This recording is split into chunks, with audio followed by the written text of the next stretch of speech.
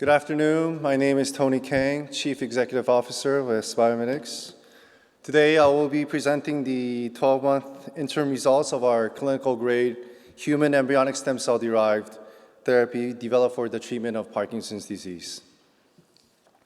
So please be advised that the statements in the presentations are forward-looking and may vary. So before I begin about our Parkinson's program, here is our brief introduction about who we are. So we are a cell medicine company in Korea. Leveraging two advanced cell engineering technologies, we're currently developing 7 cell therapy programs.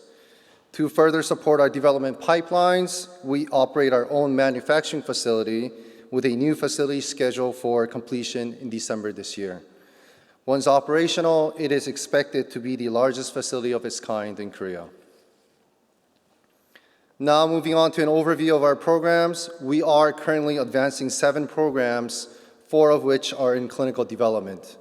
Our most advanced program and the focus of today's presentation is TED-A9 for Parkinson's disease, which is currently in a phase 1/2A trial in Korea. In addition, we have other promising clinical-grade stage programs targeting spinal cord injury, critical limb ischemia, and crow's feet. In terms of our IP, we maintain a robust portfolio with 152 applications filed and 112 patents granted worldwide. Now, I would like to introduce our TED-A9, which is our program for Parkinson's disease. So as we all know, current treatment options for Parkinson's disease remain limited, highlighting a significant unmet medical needs. We believe that ventral midbrain dopaminergic precursor transplantation offers a strong potential as a therapeutic approach by aiming to replace the lost dopamine-producing cells. To this end, we are developing TED-A9, which is currently in a phase 1/2A clinical trial in Korea. Today, I will be sharing the 12-month interim analysis covering both primary safety and secondary efficacy endpoints. So what is TED-A9? TED-A9 is a cell medicine composed of ventral midbrain dopaminergic precursor derived from human embryonic stem cells. What sets our TED-A9 apart is the ability to effectively and consistently produce these specialized cells. Furthermore, in contrast to earlier methods that relied on recombinant proteins for differentiation, our approach is based on utilization of small molecules only. Additionally, we have consistently observed high expression levels of relevant markers at each phase of differentiation, further validating a robust clinical-grade method. Differentiated cells that are secured under our optimized protocol expresses ventral midbrain dopaminergic precursor markers, which are INGRELD1, FOXA2, LMX-AB at all above 99%, and this represents the highest yield reported to date.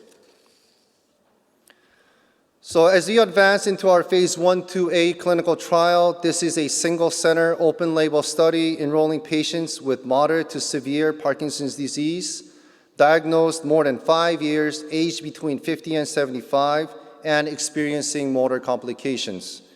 A total of 12 participants were enrolled, 6 in a low-dose cohort receiving 3.15 million cells, and 6 in a high-dose cohort receiving 6.3 million cells. All doses were administered through a single surgical procedure directly into the putamen of the brain.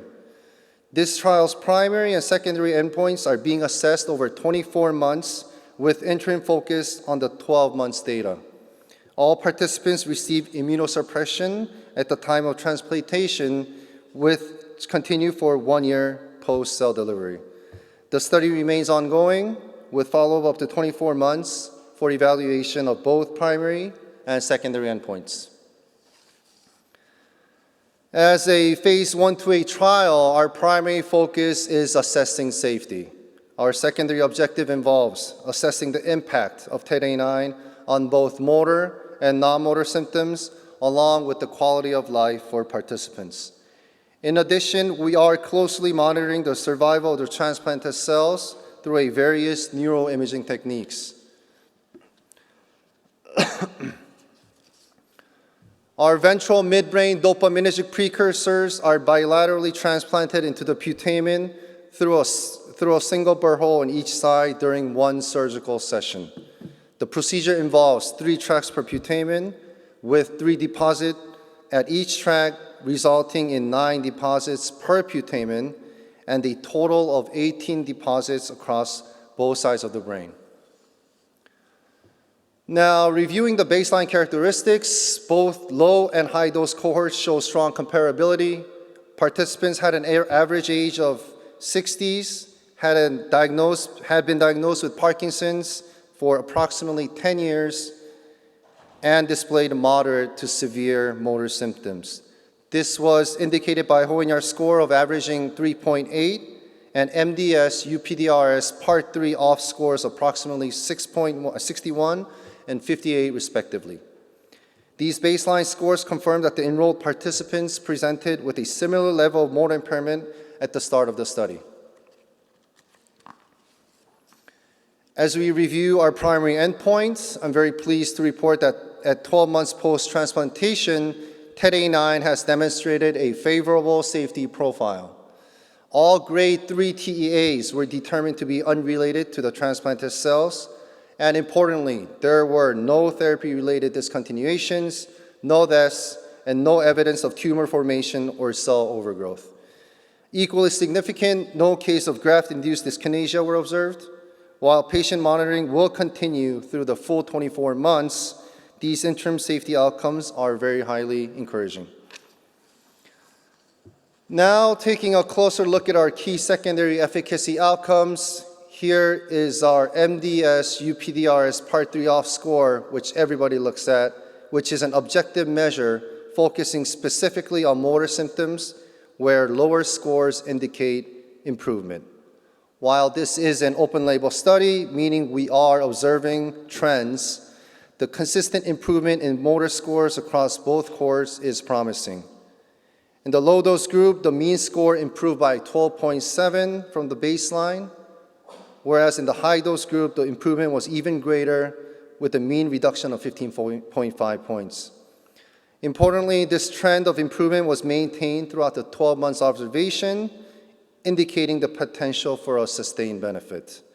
The persistence of this effect over 1 year suggests a durable therapeutic impact, which will be further assessed over 24 months mark. Now, expanding our views beyond motor functions, the total MDS-UPDRS off score provides more comprehensive view of the overall impact of Parkinson's disease, capturing both motor and non-motor symptoms. Once again, we observe significant trends in both cohorts, with the high-dose group demonstrating a more consistent decrease. The low-dose cohort improved by an average of 29 points, and the high-dose cohort improved by an impressive 34.7 points. The Hoehn scale provides a broader assessment of disease severity. Notably, observing changes on this scale, which includes only 5 stages, can be challenging in shorter trials. However, we were pleased to see a reduction in the off stage from baseline at the 12 months mark in both cohorts. The low-dose group experienced a mean reduction of 1.0 stage, while the high-dose group demonstrated a more significant average reduction of 1.7 stages, starting from a baseline stage of 3.8. This, again, is an important finding that suggests our TET-A9 may have the potential to impact the underlying progression of the disease. Now, to better understand the impact on daily life, we analyzed the adjusted Parkinson's diary, which reports patients' subjective experiences of off time.